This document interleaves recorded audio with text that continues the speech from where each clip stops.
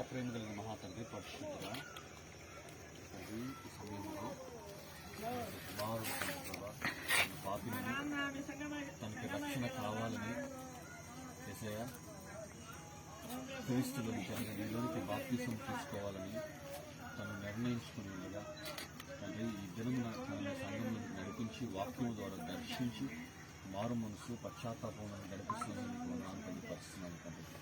ఏదైతే నీ కుమారుడు స్వార్థ ప్రకారముగా తండ్రి నీకు వాక్యముకు లోబడి మారు మనసు పశ్చాత్తాపం పొంది తండ్రి ప్రభా బాప్తిసం తీసుకోబోతుందిగా నిర్ణయాన్ని ఘనపరచమని జీవితంలోనికి బిడ్డ హృదయంలోనికి రమ్మని యేసుక్రీస్తు నామం ప్రార్థిస్తున్నాము తండ్రి.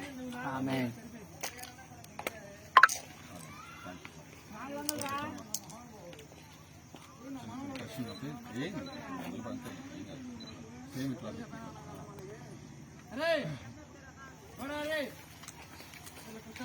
బాబాయ్ బాబాయ్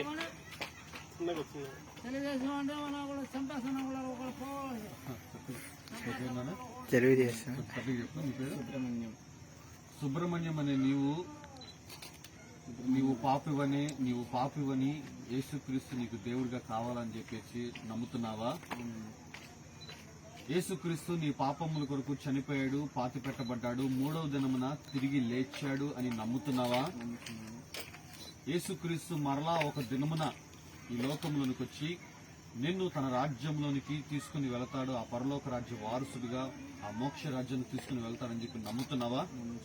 యేసుక్రీస్తు నీ పాపముల నిమిత్తము చనిపోయాడని చెప్పి నమ్ముతున్నావా?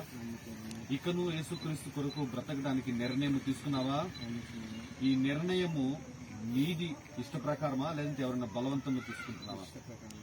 అయితే దేవుడు నాకు ఇచ్చిన అధికారము చొప్పున తండ్రి యొక్కయు కుమారుని యొక్కయు పరిశుద్ధాత్మ యొక్క నామమున నీకు బాప్తిసం ఇస్తున్నాను.